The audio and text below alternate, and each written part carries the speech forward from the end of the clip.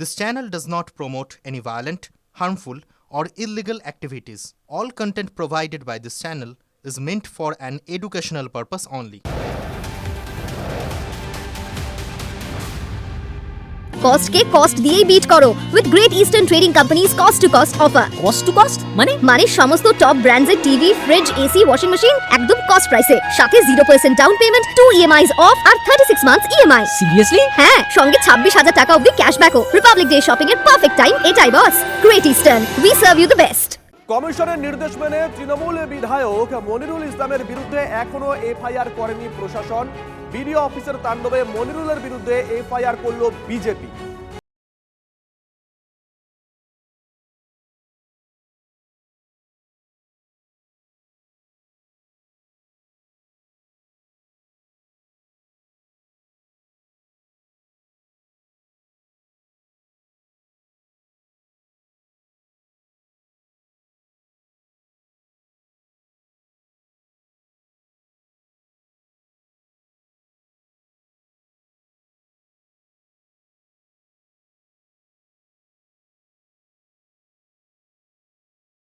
যে আপনি এফআইআর করে বৈকাল 5টার মধ্যে আমাকে এফআইআর এর কপি পাঠান, পাত্তাই দিল না এখানকার ডিএম। নির্বাচন কমিশন স্তব্ধ, নির্বাচন কমিশনের কোনো অ্যাকশন নেই।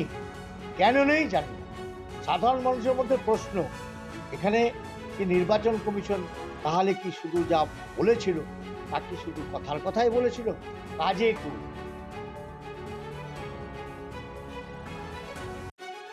বিজেপির জন্যই তো এইসব গলা হচ্ছে, বিজেপির উংলি হুলেনেই তো এগুলো হচ্ছে।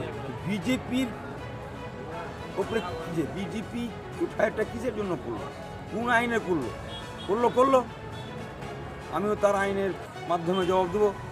প্রশাসন কি আপনার সাথে কোনো যোগাযোগ করার চেষ্টা করেছে? দেখুন, প্রশাসনের ব্যাপার প্রশাসনের দেখছে, আমার ওটা দেখার নেই। আর বিজেপির এই ধরনের ভণ্ডামুর জবাব আমার কাছেও নাই। প্রশাসনের তরফ থেকে কিছু বলা হয়েছে আপনাকে? কি বলা হয়? কোনো কিছু কি বলবে? আমার অন্যটাই কোথায়? আমি মানুষের স্বার্থে যদি এই ভুল আমাকে বারবার করতে হয় তবুও করব, কারণ মানুষের স্বার্থে। মানুষের পরিষেবা দিবে না আর এমএলএ এরকম করেছে, আর এইসব ফিল্ডে কাজ করো। মনিরুল ইসলাম তৃণমূল কংগ্রেস আশ্রিত গুন্ডা প্রকৃতির নেতা।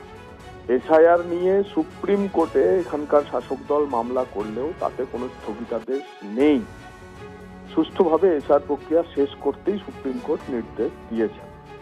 এমতাবস্থায় যে কাজ সুপ্রিম কোর্টের তদারকিতে নির্বাচন কমিশনের এ সংক্রান্ত অসীম ক্ষমতার বলে এখানকার নির্বাচনী আধিকারিকরা করছেন, তাতে নির্বাচন কমিশনের নির্দিষ্ট গাইডলাইন বা ধরুন নির্দেশিকার পরেতেও এফআইআর যা হলো না, তাতে যা ফল বা যেদিকে যাচ্ছে, এবার ভুরি এফআইআর কিন্তু পশ্চিমবঙ্গের এই নির্বাচনী আধিকারিকদের।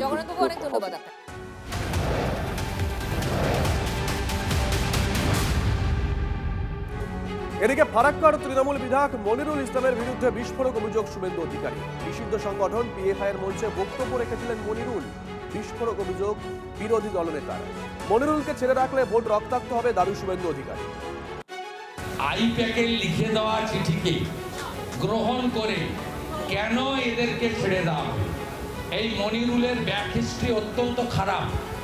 ব্যান অর্গানাইজেশন পিএফআই শামসেরগঞ্জে ইউনিফর্ম করে রুট মার্চ করেছিল। এই দেশ বিরোধী সংগঠন অ্যান্টি ন্যাশনাল অর্গানাইজেশনের মিটিংয়ে শামসেরগঞ্জে বক্তব্য রাখার অভিযোগ মনিরুলের বিরুদ্ধে রয়েছে। এই রকম একটা রেকর্ড রাখা লোককে এই রকম একটা চিঠি লিখিয়ে ছেড়ে দেওয়া হলে আগামী দিনে এই ধরনের যারা জঙ্গি মানসিকতা সম্পন্ন বা দেশ বিরোধী মানসিকতা সম্পন্ন লোক, তারা উৎসাহিত হবে এবং আগামী নির্বাচনকে আরো রক্তাক্ত করবে।